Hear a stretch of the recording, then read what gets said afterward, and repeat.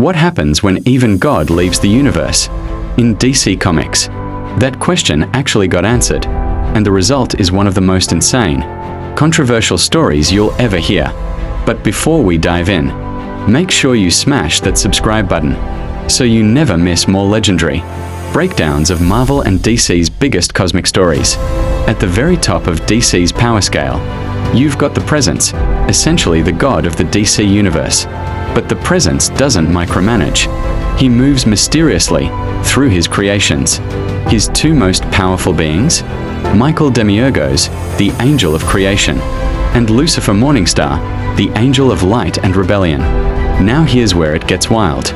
Michael carried within him the Dynamis, Demiurgos, the raw creative power, used to shape existence itself.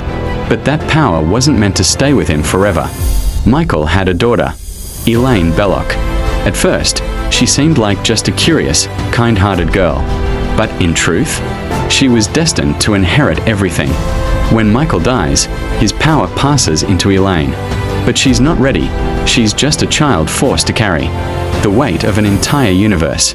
And that's where Lucifer steps in. Yes, the devil himself becomes a mentor. He teaches her not just how to wield this impossible power, but how to grow into someone who can stand at the very top, above angels, above demons, above even him. Eventually, the unthinkable happens. The Presence steps away, leaving creation behind. And Elaine, she takes his place. A mortal girl turned into the supreme being of the DC multiverse.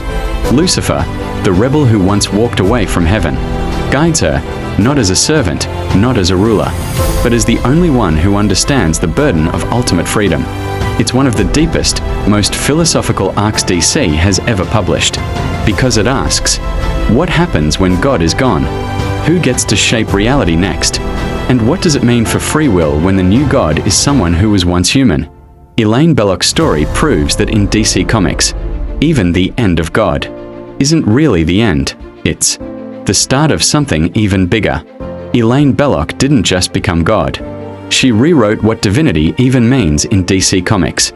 But here's the question. Was she truly worthy of replacing the Presence? Or did DC go too far handing the universe to a mortal girl? I want to hear your take. Drop it in the comments and let's debate this one hard. And if you love deep dives into the craziest Marvel and DC stories, smash that like button, hit subscribe, and turn on notifications so you never miss the next cosmic breakdown. Until then, remember, in comics, even God can be replaced.